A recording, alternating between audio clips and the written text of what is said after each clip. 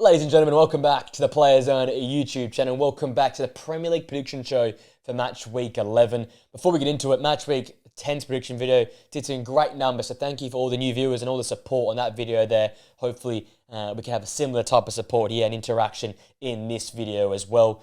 Looking back to last week, we added 6 of our prediction points, taking our total to 70 after 10 match weeks. So not too bad, but a bit of catching up to do if we want to beat our total of 270 what we got last season. This weekend, some massive games to predict. We've obviously got Liverpool and Manchester City ending the weekend off. Massive game, the modern Premier League rivalry there. We start the weekend off with Manchester United travelling to Spurs. We've got Arsenal going to Sunderland as well. So some massive games to feast on this weekend. And that being said, let's just jump straight into it. The Premier League predictions for match day 11.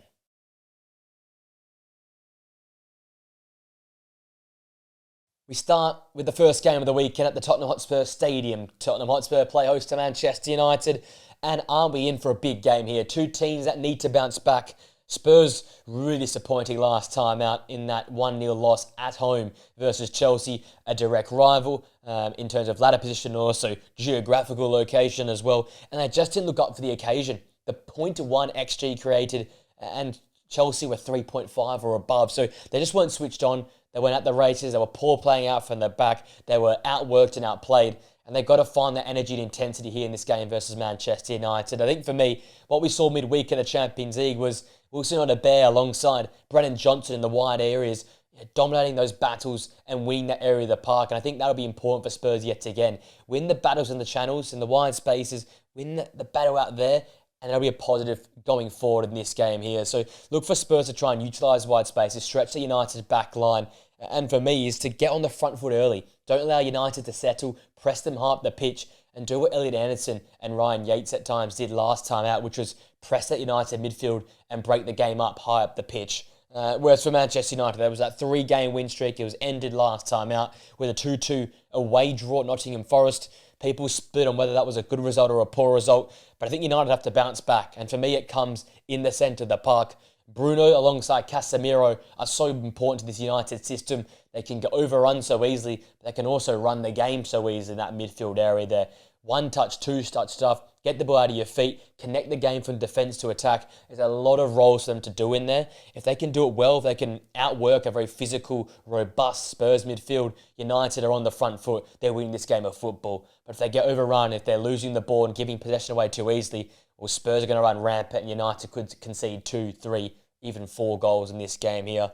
I think Amram will utilise that low block. It will limit the time United have on the ball, but will allow them to spring that counter-attack to play direct into the wide spaces where Cunha and Bumo, Amad Diallo and Dalot can operate. I think United will utilise a very similar style of football to what we saw at Anfield, and it's going to be an interesting sort of matchup. I think Spurs at home need to bounce back, and for me, they get the win here. Going with the Tottenham 2-1 win. Just too much quality and physicality in the middle of the park for me. They'll overrun Manchester United and get a bounce-back win here for me at home.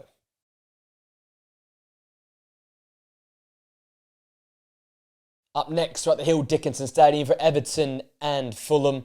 Everton getting a 1-1 draw last time out versus Sunderland, but really didn't deserve the point. They were underwhelming and once again very pragmatic in this game here versus a Fulham backline that hasn't been as solid as it has been in the past. Whether it be Barry or Beto, they need to be clinical up top. We've seen the stats come out this week. They're underperforming their XG by a good 3 to 4 goals. They need a strike in this game here. Get Everton off to a bright start. Breathe confidence in that front line to take this game on. Whereas Fulham, well, they got back to winning ways. With 3-0 home demolition of Wolves last time out. A whole different kettle of fish here. As I said, with an Everton side that are very pragmatic and very defensively orientated. I'm looking to the wide spaces. In particular, Harry Wilson is always a live wire for this Fulham side, and also Kevin on the flanks. Can you be direct? Can you skip past players? Can you create opportunities and overloads in the wide spaces, which can exploit this Everton backline? Because there's one thing you can be sure with Everton, they're going to be defensively solid, maybe too solid at times. So for Fulham, you have to go out of your way to make chances happen. I think both sides at the moment are struggling to score and struggling to express themselves in the final third. So it'll sort of come down to who's going to take their chances and who's going to commit more numbers up the pitch. I think each side will cancel each other out. I see Fulham scoring early, Everton bouncing back. I've gone with a 1-1 draw here. I feel like it's bound to be a 1-1 draw. Both these two teams really struggling in front of goal this season.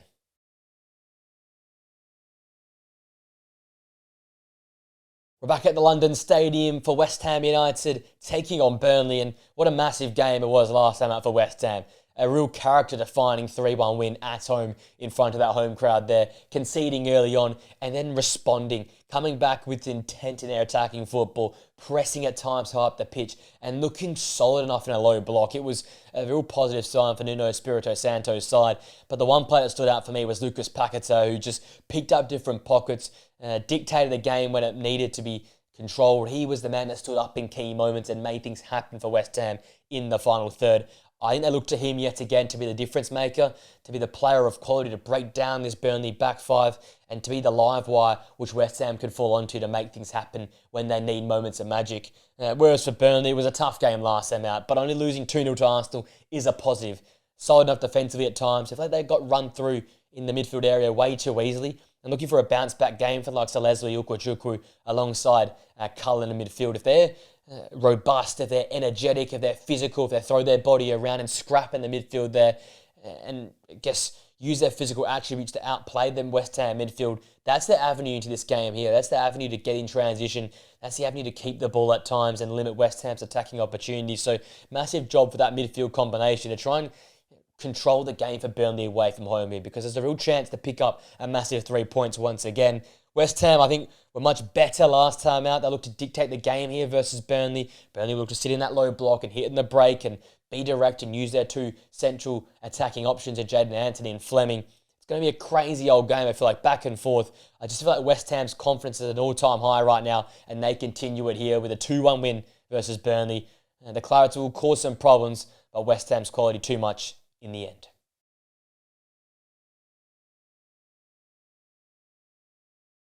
Sunderland and Arsenal is our next game here, and boy, is this one going to be a big one. Two teams that are amongst the top few, the European positions. Obviously, Arsenal top of the Premier League. Sunderland really, really hard to beat at home. Starting with the Black Cats, it was a 1-1 draw last time out versus Everton. Missed opportunities in Iliman Ndiaye special, robbed them of all 3 points. And I think they'll come into this game here with belief, taking on this Arsenal side. And for me, a key player has to be Granit Xhaka facing his former side alongside his partner in crime, Sadiki, in midfield. These two have run rampant so far in the Premier League this season. They have a real ability to monitor the game situation and adjust that situation. At times, sit in and support the back four or back five. And then at other times, link the game up, play on the turn, one-touch stuff, play through the line and show their playmaking ability. I think it's the versatility of this midfield combination that could get the better of the Arsenal midfield trio. So I look to those two to be the heartbeat, to be the two players that drive this Arsenal side forward and this Sunderland side forward and put this Arsenal side under some pressure. For Sunderland, it's about approaching this game with no fear. It's about approaching this game with the same confidence they've taken to face many other teams so far in the Premier League this season, in finding that balance between sitting in and being pragmatic, but then also going to express yourself. Enzo Lefebvre, Sadiki, Xhaka, playing your football, getting the ball to Isidore, who has a great goal-scoring record at the Stadium of Light, and trying to get at this Arsenal side. I think the best way to try and beat or conquer the Arsenal side is not be scared of them. Take the game to them. It is one of the best defences in the world and in all of Europe, but teams at times are being too pragmatic, too safe. Take the game to this Arsenal side, put them under pressure, force them to play. Because they cruised to a 2-0 victory versus Burnley last time out. But Burnley, for me, were just too passive at times. I think for this Arsenal side, it was owned by Declan Rice last time out. I look to him yet again to be the creator of the set pieces, to score potentially from set pieces, and also be that leader in the centre of the park, be the driving force for this Arsenal side to win that midfield battle and keep Arsenal in control of the momentum of the game. For me, honestly, looking at it, maximising your set pieces and maximising your early chances, being clinical early on, and then managing the game from there. They score the first goal, it's lights out in most games at this current point in time. They're keeping too many clean sheets. So I think for Sunderland, it's about scoring first. If Arsenal score first, it's game over. And I just do see Arsenal scoring first. They cruise another 2-0 victory here for me. Just too good right now in the Premier League. No team can lay a glove on them right now.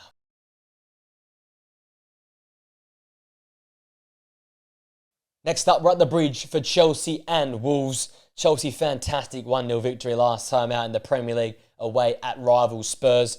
And for me, it comes down once again in a game like this versus a vulnerable side, a defensively weak side, to those wide players.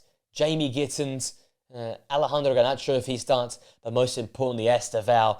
fantastic performance in the Champions League midweek. Despite the result, I look to him yet again here to be that spark plug, that energiser in the final third, the tricky player to get at this Wolves backline and make things tick for Chelsea in the final third, because Wolves hit an all-time low last time, had a 3-0 loss away at Fulham. Saw the end of Vitor Pereira. They're going to have a interim moment here with the manager. They're going to be a weak side, they're going to be a vulnerable side, so you're going to have to look to the back.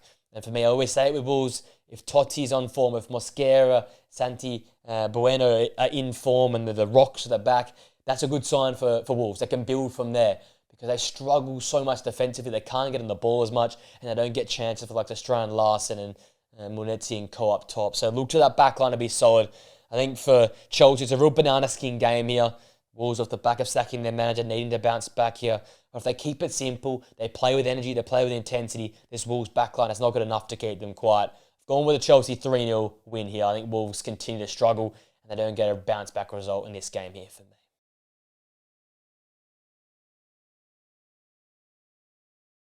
We have a cracking game on our hands here as Aston Villa play host to Bournemouth, two of the more entertaining sides in the Premier League.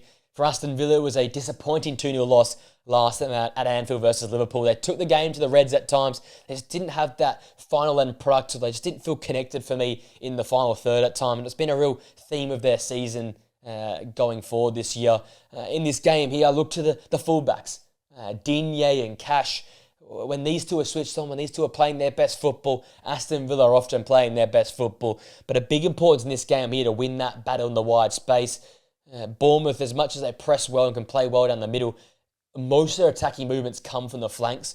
Antoine Semenyo, Brooks, Tavernier dominate those wide areas and create opportunities with their direct running and their trickery. So massive job for them defensively to cover off, but also be that springboard for Aston Villa to go forward and create attacking movements from the wide spaces, because they really have struggled this season creating, and maybe overloads in wide spaces could be the answer to trying to beat this Bournemouth backline. I think for me, Villa, they don't have many goals in their game right now. It's just about matching the intensity that Bournemouth bring to the game and trying to cancel out that energy, because if they don't come with the right intensity, energy and effort early on, Bournemouth will get a good run on, it'll become an avalanche, and they'll just overwhelm this Aston Villa side.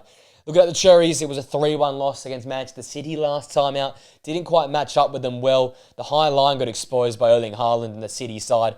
They look to bounce back here though. And I think for me, it needs to come down to Antoine Semenyo. It's a lot of pressure put on this man's shoulders, but been a little bit quiet the last few weeks. Force feed him the football, make him make things happen, and players like Eli Krupi, players like Brooks and Tavernier and Clive will all lift their game, because if the ball's going through Semenyo, good things are happening for Bournemouth. And for me, not enough times versus Man City, the ball went to Antoine Semenyo. So I think their emphasis should be to play to their best player and play through him. I think for Bournemouth, it's the ability to how well they can play the 1v1 press. Can they get high up the pitch? Can they put this Aston Villa side under pressure, especially playing out from the back where they can be vulnerable at times? Because Aston Villa don't have many goals in their game. They're struggling to play through the lines. If Bournemouth can get on them and match them 1v1 around the ground, I just don't see Aston Villa having a way to score goals. But I just do see this game being wide open, back and forth, ping-pong type game. And I see there being a lot of goals. Gone with a draw, but I've gone with a 2-2 draw here. Aston Villa 2, Bournemouth 2, in what was going to be a very, very entertaining game.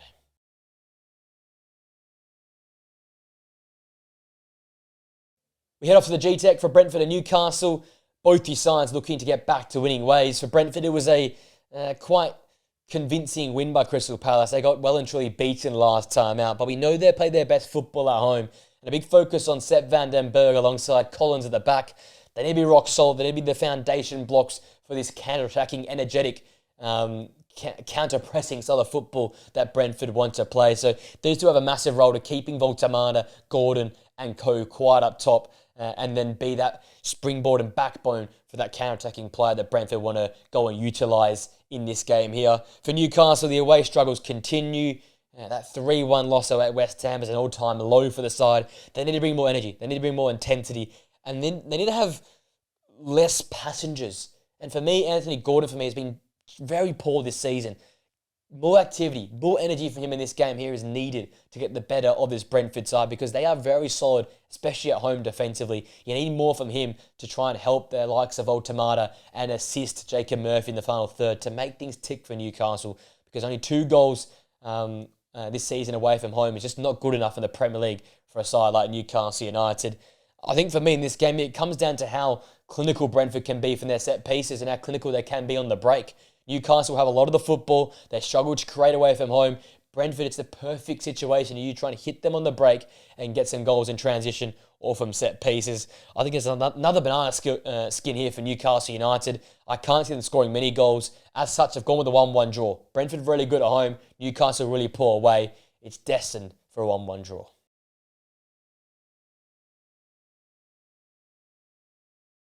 Selhurst Park is the location for Crystal Palace and Brighton. Always a really intriguing fixture between these two sides here. Herzl and Glasner, two great minds and two great managers with knowledge of the game and tactics that match up really, really well versus each other.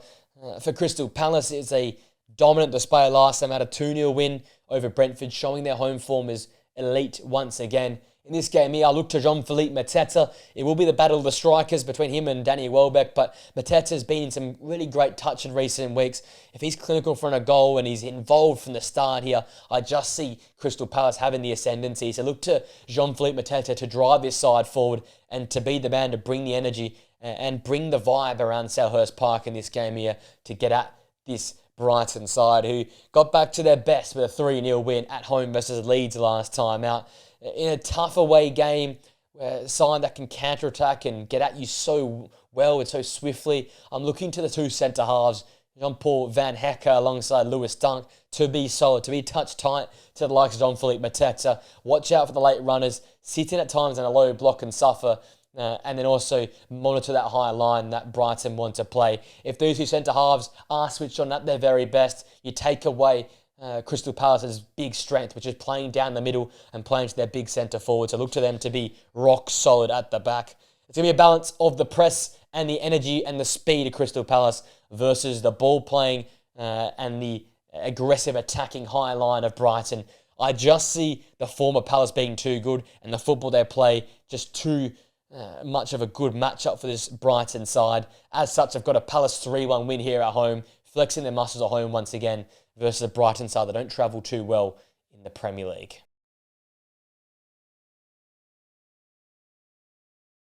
Ultimate game takes us to the City ground as Nottingham Forest play host to Leeds United. A massive game for both these two sides who want to get a massive win and push their sides up the Premier League table, both in and around the bottom 5 right now. For Forest, it was a much better competitive performance, probably deserved the win versus Manchester United. It was a 2-2 draw.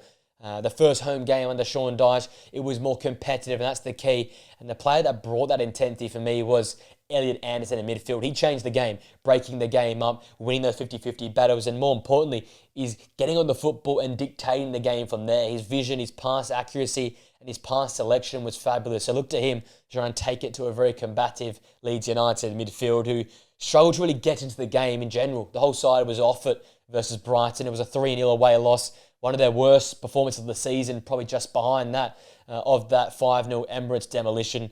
I think in this game here, it's going to be another midfield battle once again. Longstaff and Stack have been fabulous in Leeds United wins this season. When they've travelled well, it's been those two in midfield that have brought the energy and brought the intensity. So I look to those two yet again to try and outwork and outbattle Anderson and Yates at Forest there. I think, simply put, that is going to be the deciding factor in this game here. Two teams that like to scrap, two teams that struggle for goals right now, two teams that have great midfield combinations, and it's going to be a battle of who can win that midfield battle. If you're the team that comes out on top, you can dictate the momentum of the game, dictate the flow of the game and how the game is played and play on your terms. I just think Nottingham Forest at home under the Sean Dyche regime, a little bit more better defensively and with the most skillful player on the park being Elliot Anderson, get on top here for me. Going with the Forest, 1-0 win, back-to-back good performances and finally a win under Sean Dyche in the Premier League.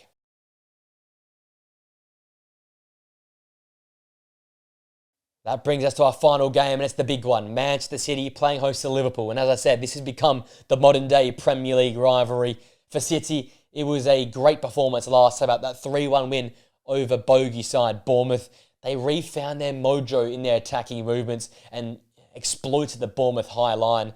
And I look to do that yet again in this game here, with creators like Doku and Foden for me having key importance. They were fantastic in the Champions League midweek. They were fantastic on the weekend versus Bournemouth. If these two having the ball go through them, if they're creating on the football, driving at back lines and making things tick, it's a good sign for Manchester City. It means more chances for Erling Haaland. It means more opportunities created for the side. And it means they're more dangerous than getting at a vulnerable Liverpool back line. If they can be at it for minute one, allowing that City system to tick, the ball to fizz around the final third there, good things will happen for Manchester City. And obviously, it's a big battle in the wide spaces. I think for City, a big focus for them is to win the battles in the wide areas. If Liverpool are losing that area of the park there, it puts a lot of pressure on the midfield duo, puts a lot of pressure on the centre-back duo, and as such, they can look weak and vulnerable at times. So Foden, Doku, Bernardo Silva, and the fullbacks are winning the battles in the wide spaces. Liverpool under too much pressure. I think eventually the toll will tell, and they'll break apart defensively. Looking at Liverpool, they refound their mojo themselves, ending that 4-game losing streak with a 2-0 home win versus Aston Villa, and then backed it up with a 1-0 win midweek versus Real Madrid in the Champions League. Confidence building, and it's come with the back of the midfield duo being in great form, but more importantly, Ibrahima Konate and Virgil van Dijk being at their very best.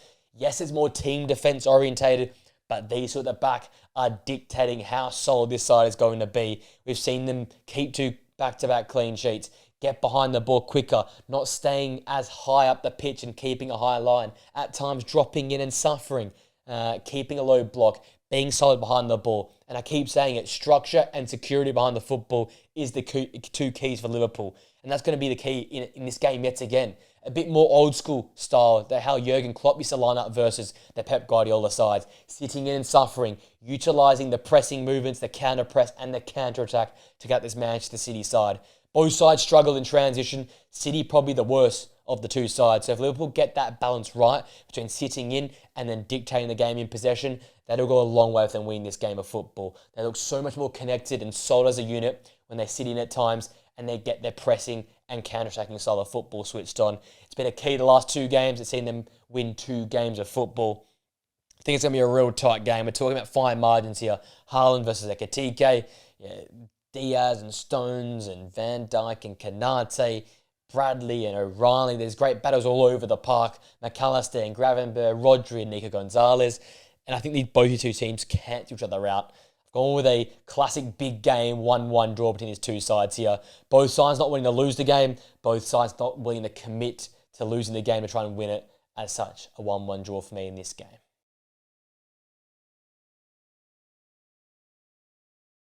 With that being said, ladies and gents, that brings all 10 games to an end for the Premier League this weekend. Let me know your thoughts on my predictions in the comment section down below. If you enjoyed the video, guys, smash a like on it, subscribe to the Players on the channel, press that post notification bell so you know we upload more videos and podcasts here in the channel. And with that being said, guys, I hope you enjoy the weekend's Premier League action. Enjoy the week, your rest of your day, and I'll see you guys in another video or podcast very, very soon. Next time, guys, see you later.